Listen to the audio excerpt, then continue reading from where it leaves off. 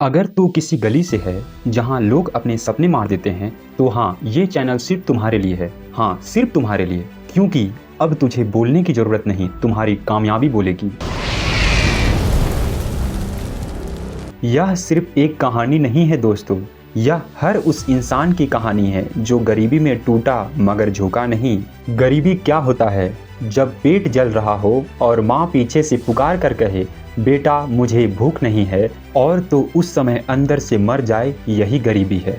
अरे जब स्कूल में बच्चे जूते पहनते हैं और तू खाली पैर जा रहा हो क्योंकि तुम्हारे पास पैसे से ज्यादा जमीर है। आज मैं एक लड़के की सच्ची कहानी सुनाने जा रहा हूँ जिसे सिस्टम ने पूरी तरह से तोड़ने की कोशिश की, मगर वह झुका नहीं, क्योंकि वह लड़का आया था टूट कर कुछ जोड़ने के लिए। नाम था मनोज शर्मा, मुरैना मध्य प्रदेश का रहने वाला था। गरीबी ऐसी की पेट में भूख तो होती थी मगर खाली थाली।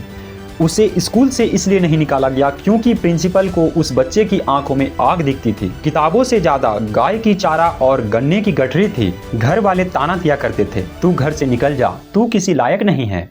लेकिन उसकी अंतर आत्मा से यह आवाज आती थी, अरे तू खुद को नहीं छोड़ेगा तो दुनिया क्या खाक छोड़ेगी। पढ़ाई तो उसे करनी ही थी, मगर जेब में पैसा ना होने के कारण वह लाइब्रेरी में चौकीदारी का काम करने लगा। दिन में सो जाता था और रात में किताबों की रखवाली करते करते पूरी किताब पी जाता था, कभी पन्ने चबा जाता था।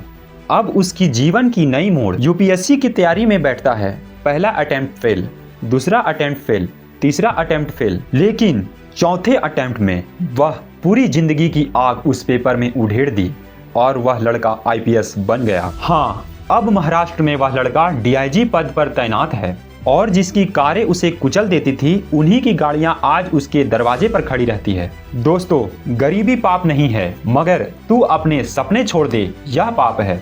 अरे चौकीदारी से आईपीएस बनने का सफर यूं ही आसान नहीं था। वह रास्ता पूरी तरह कांटों से बना था, लेकिन वह कांटों पे दौड़ने चला, सपनों को जूते के नीचे कुचलने के लिए नहीं, उड़ने के लिए। और अगर आपको यह मोटिवेशनल स्टोरी पसंद आया हो तो हमें कमेंट करके बताएं आपको कैसा लगा।